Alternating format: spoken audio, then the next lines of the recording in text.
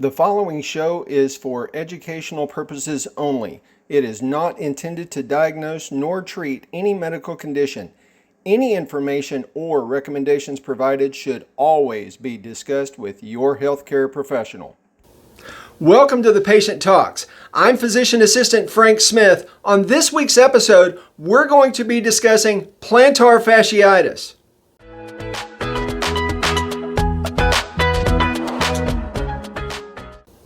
Plantar fasciitis is one of the more common foot problems that causes someone to present to urgent care or family practice.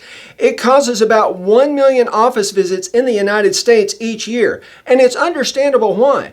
There's nothing quite like starting your day by getting out of bed and when you first step on the floor feeling like somebody has just put a knife into the bottom of your foot.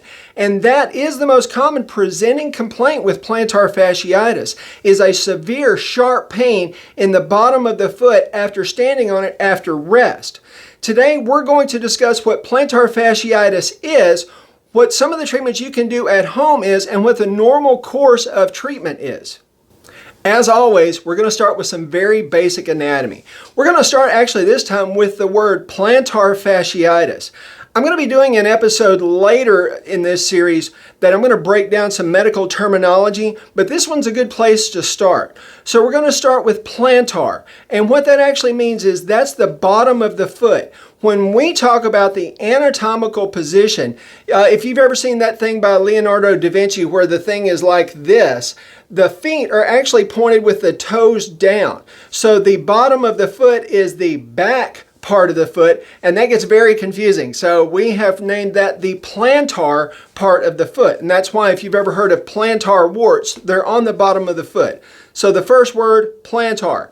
Second word, fasciitis. Anytime you hear the word itis, the ending itis, it means inflammation or irritation. So we're going to say fascia. And what fascia is, it's a thick connective tissue layer, and in this case it's found at the bottom of the foot.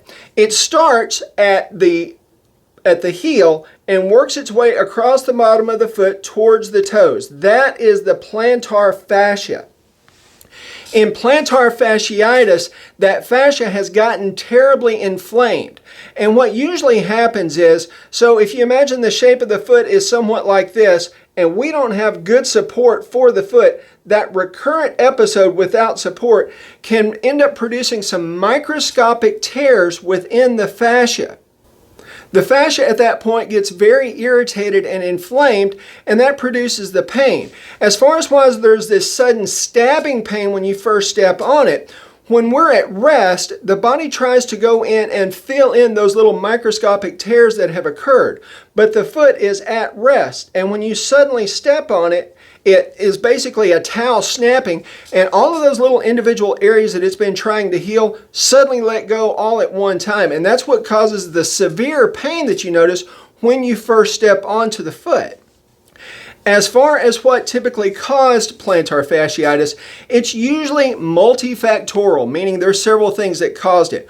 One is basic mechanics and gravity, to be honest. If you're carrying a lot of extra weight, and we have the shape of the foot here, and it's chronically being pushed down, it can produce some little micro tears.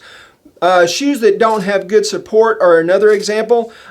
Frankly, we see a lot more plantar fasciitis in females than we do in males because of cute shoes usually don't have very good arch support. Now then, as far as treatment, as I'd mentioned earlier, the body usually tries to go in and fill in those little microscopic tears when the foot is at rest.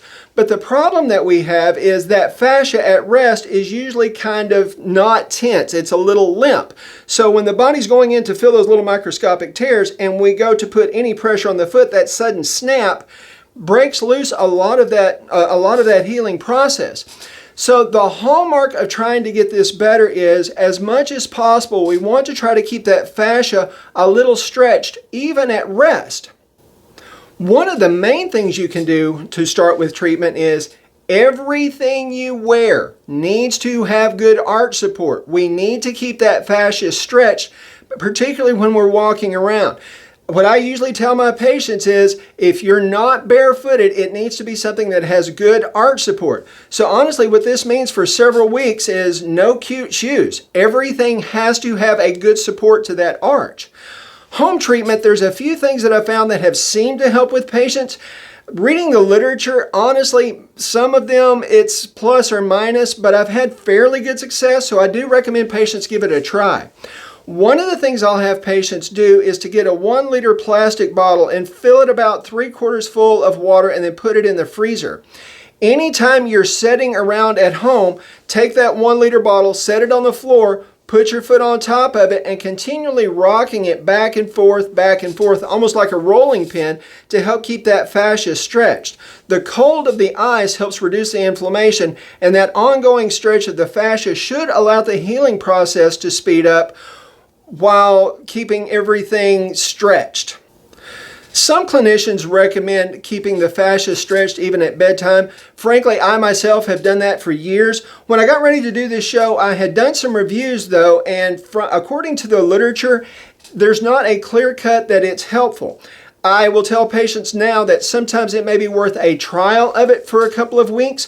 And what you basically are wanting to do is, again, you want to keep that fascia stretched even at sleep because that's the longest period of time that we're at rest.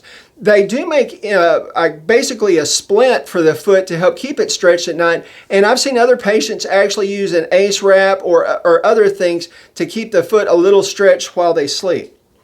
If your symptoms are particularly severe, your clinician may talk to you about doing steroid injections into the plantar fascia.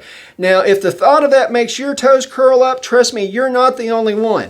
However, I have seen where it really has a benefit to patients with what we call refractory plantar fasciitis.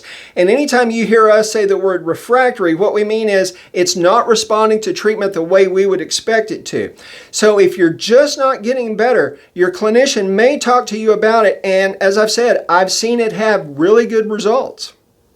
So that's going to do it for this week's show. That's plantar fasciitis. I hope I've given you some information. I hope it's been entertaining. If either one of those is true, please click the like and subscribe button. I'll be back next week for Wellness Week. Until then, get better, make me look good. See you soon.